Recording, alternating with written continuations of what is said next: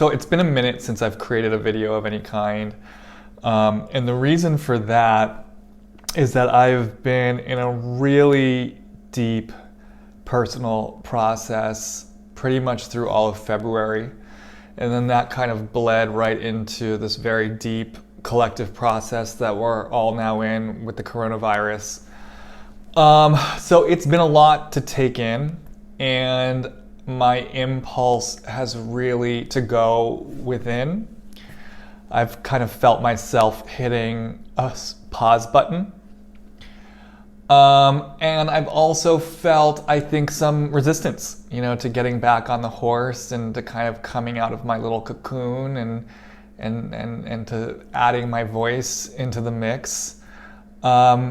I think part of my resistance to adding my voice into the mix right now is there are so many voices speaking up and speaking out about what the virus means or what it could mean, and it feels in some ways like a very loud cacophony. And I think for me, I've just had a real desire to just have the space to be able to hear my own voice for myself. And in some ways, I want to give other people space to hear their own voices too. But having said that, I am feeling an impulse to speak and to share. And I want to share a little bit about my personal process that I've been going through and how that has quite organically led to the collective process that we're now in. And part of my intention in doing so is because this collective process is going to mean different things to us all as individuals. It's going to reverberate throughout our individual lives differently depending on our own personal life journey and where we're at in that journey. And that's kind of how life works, right? Like there are these collective events that has resonance for us as a collective, but then it also has resonance for us as individuals. And that's kind of part of the amazing energetic infrastructure of the universe and how this all works. So I thought that maybe if I shared a little bit about my own personal experience and then how that is getting reflected in the collective experience, it might kind of inspire you or help you to get clarity about the ways that the coronavirus and the quarantine is vibrating and resonating for you on an individual level. So having said that, I want to share a little bit about my past February. A lot of you know that I had a really beautiful 16-and-a-half-year-old dog named Bobby, who was truly the light of my life. He was my best friend. He was a lifeline. And basically at the beginning of February, he just had a really sharp decline in his health, and he was hospitalized one weekend. I didn't know if he was going to make it out of the hospital that weekend. I didn't know if it was the end. It felt like the end. Like intuitively in my body, I just had this feeling like we're at the end now. Like no matter what we're going to try, like this is it. This is the end. He did end up getting discharged on a Sunday, and basically at that time the vets told me that I should euthanize him, that he was at the end and his quality of life wasn't going to be good, and I should do it in the next few days before there's some other health complication. But when I got him home, my deeper feeling was that he wasn't ready to go. And I could feel it. I could feel that he still had life force in him. He still had a desire to live. I also felt I wasn't quite ready for him to go. And so I followed my own inner wisdom, and I didn't euthanize him right away. And instead I advocated for his life. And over the next 3.5 weeks, I was basically his caregiver. He was basically in hospice. I was driving him across town several times a week to go to the really great holistic vet. He was getting his acupuncture. He was getting his holistic treatments. I was giving him intravenous fluids. Every other day I was giving him his medication. I was giving him his herbal supplements. I was making, his homemade food, experimenting with different diets, taking him on his little walks, carrying him up and down 4 flights of stairs, because he can't walk downstairs himself anymore, and helping him through seizures. There were a lot of runs to the emergency vet. It was a process. It was a process, and it brought up a lot of deep restlessness and agitation and stuff in me, because my dog's life was on the line. And I was in the unknown, and I was in the uncertainty of what was going to happen with him. So I never knew if like today was our last day together, or if he was going to get 6 more months. I never knew what might be the best decision for him in any given moment. And of course, that uncertainty initially led to a certain kind of stress in me. I wanted to do things right. I wanted to do right by him. And I wanted to get to some kind of new normal where I could feel kind of some sense of security and some sense of comfort and some sense of like, okay, this is what we're doing now, and it's going to sort of lead us to X, Y, or Z. And the fact is, this process just wasn't allowing space or room for that. And in that place where things could constantly go wrong and every day was kind of a question mark, I found myself getting stressed and getting agitated.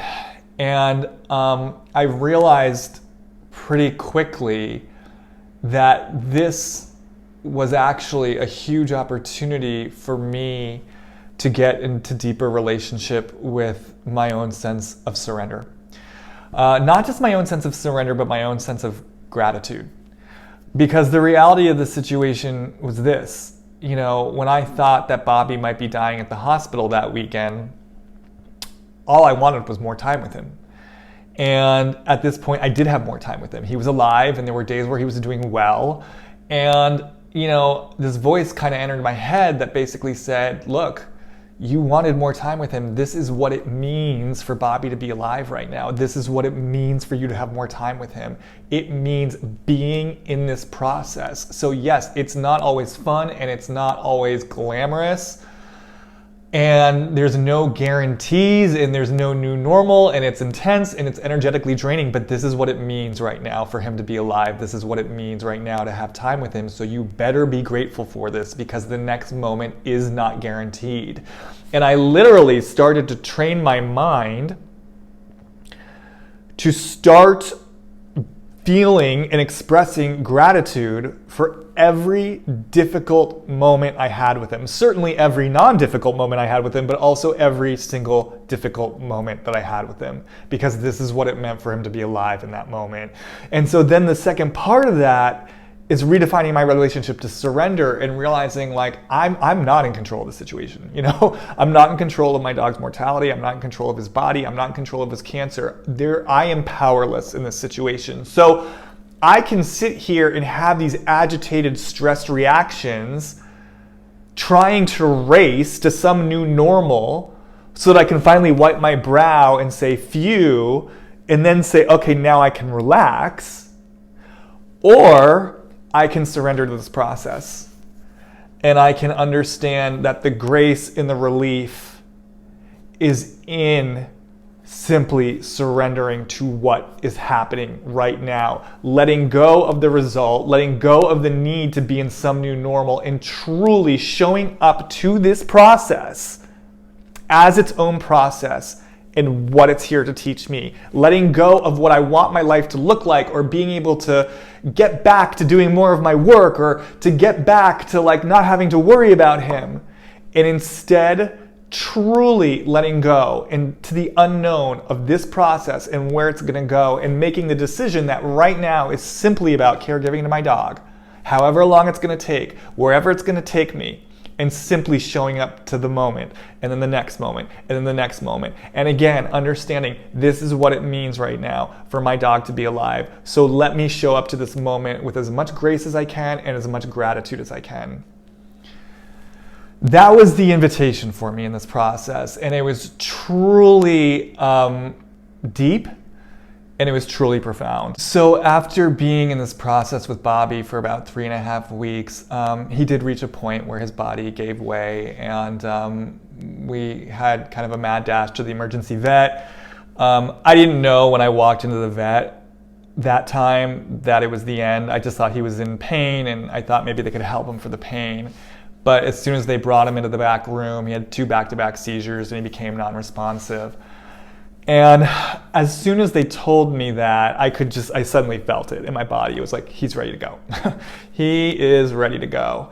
And, they brought him out so I could see him. And the second that I saw him, I could feel it even more deeply. He now wants to go. He didn't want to go before. Now he's ready to go. I got to have a really beautiful ritual with him where I brought in spirit and created a ritual around the end of his life. I literally saw his spirit team on the other side. They were waiting for him, sang to him, had my hands on his body as he passed. It was really quite beautiful. And it was so interesting because the moment he was gone, I suddenly realized what had been happening these past 3.5 weeks in a way that I didn't understand when I was actually in it. Meaning, when I was in the hospice situation with Bobby, at that point, my mind was just still focused on advocating for his life and trying to do the best thing by him as long as he wanted to be here. So my mind, in some ways, was kind of like almost like a positive mindset of just thinking about his life, thinking about his life, thinking about his life. The moment that he was gone, it suddenly sunk in like, oh, he was dying this whole time. Like, he was never gonna survive this. This was never gonna be a story where, he was hospitalized and they told me to euthanize him, but then he lived for another 6 months, or then he lived for another year. That was never gonna be the story. And what I realized was my original gut feeling that I had when he was hospitalized, that this was the end, that was true. I was picking up on something real. Death had announced itself in that moment. Bobby's death had announced itself. But the thing of it is, he wasn't ready to go yet, and I wasn't ready for him to go yet. And I remember asking the universe, I said to the universe, I just want 2 more weeks with him. Like, that I can handle, then I'll be ready. And what ended up happening, the universe gave me more than 2 weeks. The universe gave me 3.5 weeks. And what I realize now is that was our window to help each other prepare to say goodbye and to help each other prepare for his departure. And it's so funny now because when I look back, like, there were literally just like movie perfect beats along the way that kind of facilitated this journey. I mean, I remember there was one point where he was having a bad day. Again, I didn't quite know sort of where he was at. Did he want to leave? Did he not want to leave?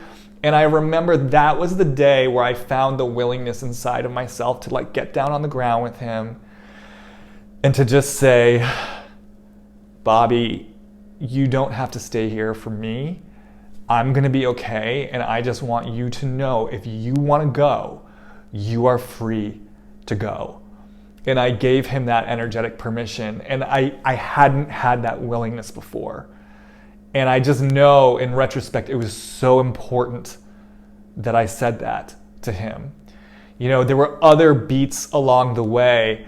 I know like the night before, actually, the day before he passed away, one of the holistic treatments that the vet had given me was this, it's called like a moxa stick. It's kind of a smudging stick that sort of helps move their chi. And I remember I started kind of smudging him, and while you're supposed to do it for like 15 or 20 minutes. And I was doing it while watching Vanderpump Rules, and something in me was just like, Jamie, this is a sacred process. Like, turn off Vanderpump Rules. I did.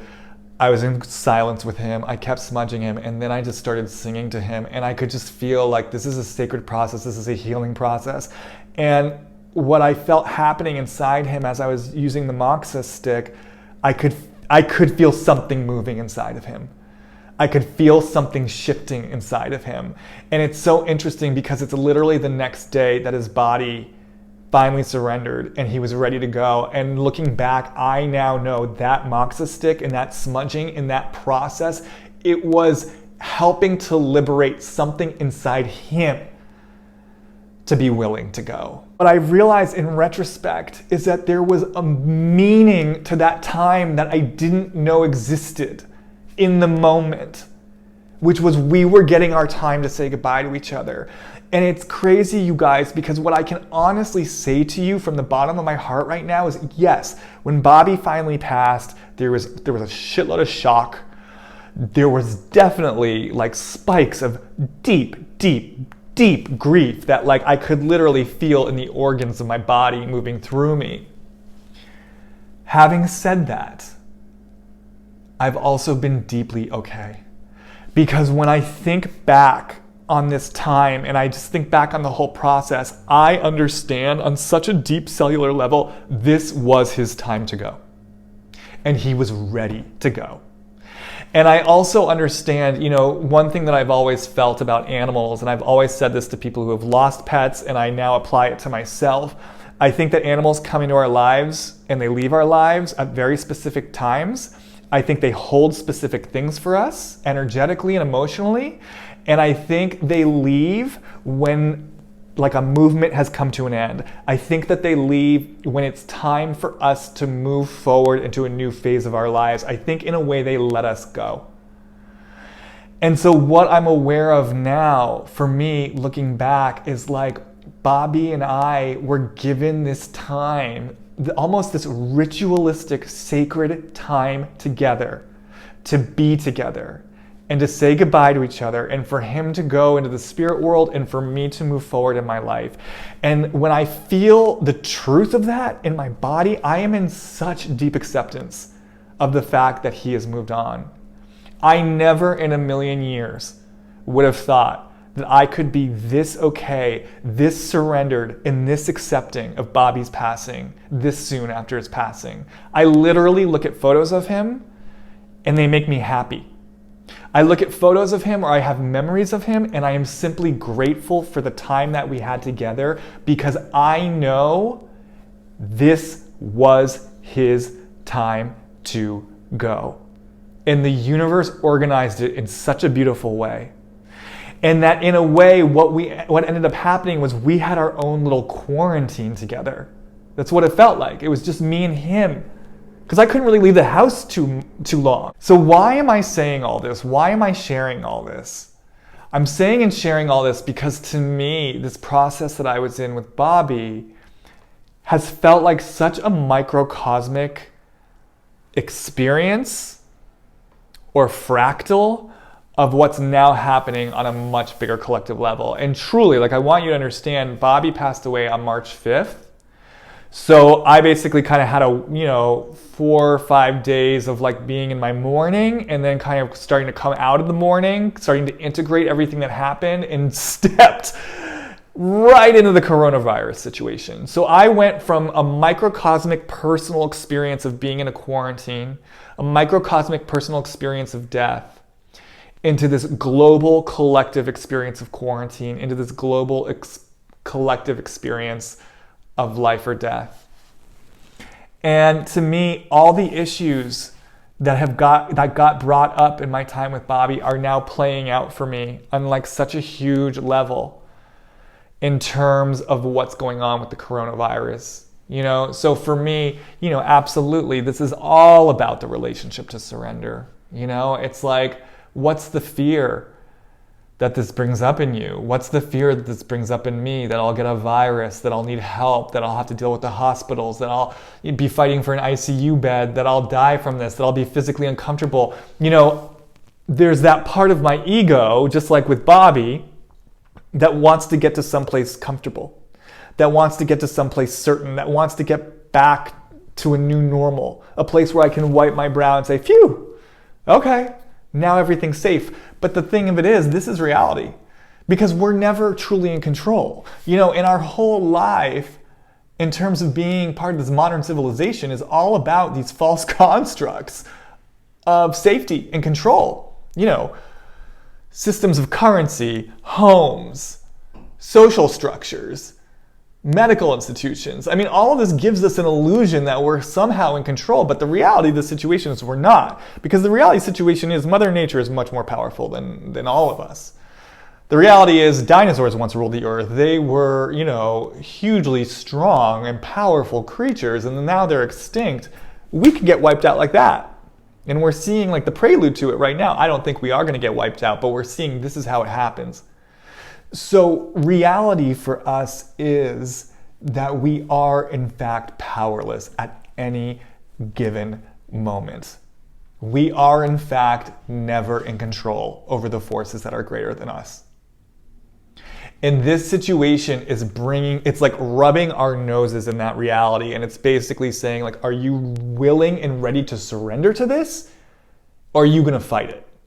And I think the invitation here, just like the invitation for me to surrender to the process with Bobby, is for us as a collective and us as individuals to deeply surrender to what is, without even needing to know where it's going to go. And if you're spiritually inclined, to bring in the deeper, broader spiritual picture that our physical lives, our physical bodies, are not the end of the road. So should we even die in this pandemic, there is a spiritual journey beyond this.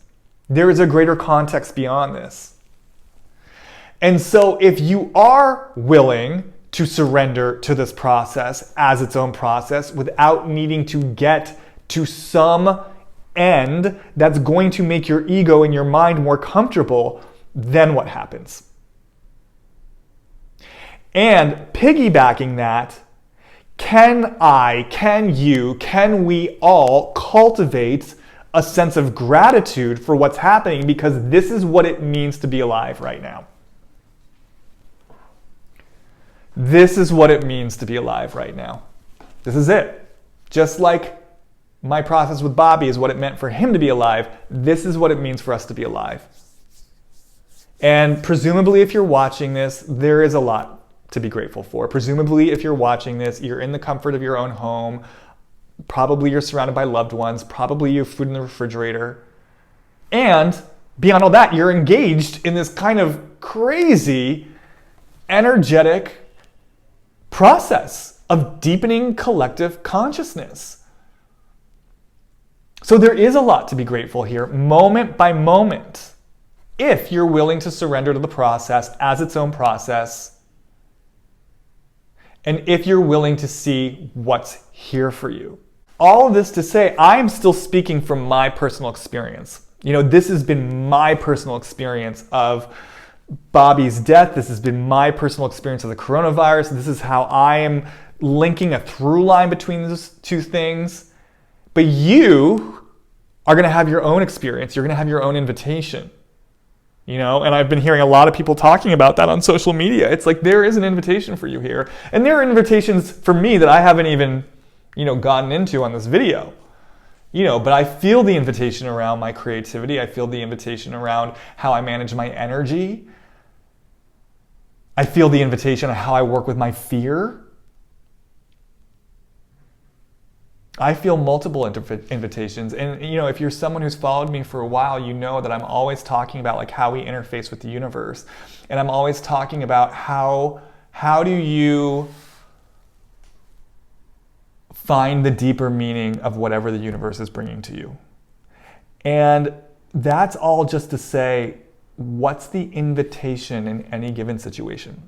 So even if it's a negative situation, even if it's something that's painful, even if it's something that's triggering old stories or uncomfortable feelings, what's the invitation here for you? And so I think with the coronavirus, there's two fundamental questions, which is, what's the invitation for us as a collective? And again, I see a lot of people speaking to this. I think we can all feel it. We're all becoming aware of how interconnected we are. I think there's a spirit of like generosity and mutual support that's emerging from this. There's more I could say about this. I'll probably start making some quick hit videos speaking to kind of what I'm picking up on as far as the opportunity for us as a collective. But then there's also the question of what's the opportunity for you here as an individual. I think if I were just to distill this all down and to simplify it, my invitation to you is to hold this possibility or this question of, if I completely surrender to this process as its own process, as a process on its own terms, without needing it to get somewhere, that's more comfortable for me, and I show up moment by moment, where does this want to take me? What's the invitation for me? And bringing this all full circle, understanding, like my process with Bobby, that there is most definitely a bigger picture here that we don't even know yet, because we're not at the end yet, right? So once Bobby passed away, I could look back and say, oh my God, now I see what was happening. That meaning wasn't available to me in the present moment. The meaning was only available to me once I got to the end of the movie. We're still in the movie. So understand, we're getting to the end of the movie at some point, and then there's going to be a whole other layer of meaning that we don't even know yet. But it's here. It's here in this moment. We just don't see it yet. So if you can trust that there is opportunity for you in the surrender, and if you can trust that there is a bigger picture and a higher design that we don't even understand yet, where does that take you? Here's the thing. The more you can surrender to what's happening now in this moment without controlling where it's going to go, the deeper the payoff at the end of the movie when you find that deeper meaning. Meaning, you know, we always have choices. So you can spend your whole time kind of panicking, freaking out, stressing, trying to race to the end of the movie. And then, yeah, when you get to the end of the movie, you're likely to kind of get something out in retrospect. But once you get to the end of the movie and you look back and you're like, oh shit, now I'm seeing the whole design. There was this whole opportunity for me to have this whole experience. And I kind of missed out on a lot of the medicine because I was so trapped up here trying to figure everything out. But if you don't stay trapped up here trying to figure out everything out, and you instead surrender to the moment and surrender to the moment and surrender to the moment, then you're going to get all this medicine. And then when you get to the end of the movie and you're able to put it all together about like, oh, and that's the higher design, the opportunity for like cellular transformation at that moment is going to be so much more profound. And I'll tell you this, bringing this back around to my experience with Bobby, when I sort of think back on everything, the thing that like touches me the most, like the thing that like penetrates the heart, my heart the most, it's not like that he's not here anymore. It's not like thinking about who he was like when he was like, you know, young and healthy, or all those years we spent together. It's thinking about those last 3.5 weeks and just how sweet they were and how tender. And just again, the knowledge now that he was dying that whole time, and we were these two souls who were like in the energy of his mortality and his death process. And we were honoring his life. And we were both preparing for him to go. There's something about that to me is just so profoundly touching and beautiful. And literally, like when I look at pictures now and I see the medicine, the pill bottles, and I see the intravenous fluid bags, like that's the stuff. I actually have nostalgia. I have nostalgia for that stressful, uncertain time because I did surrender to it. And I showed up as much as I could. And I now understand how much love, how much heart, how much grace was in that process. And I know now the more that I can surrender to what's happening in this moment and surrender to this process on its own terms, the deeper my experience is going to be at the end of the movie, where I look back and say, oh shit, that's the whole other level of deeper meaning that I didn't even know what was going on in the moment. Okay, you guys, I have no idea if anyone's listened to this whole thing. I have no idea if it was helpful to anyone, but in the interest of community and connectivity and togetherness, please feel free to comment with any comments or questions. DM me if you prefer. I will be making more content in the coming weeks, and I'm just sending love and just love to you all.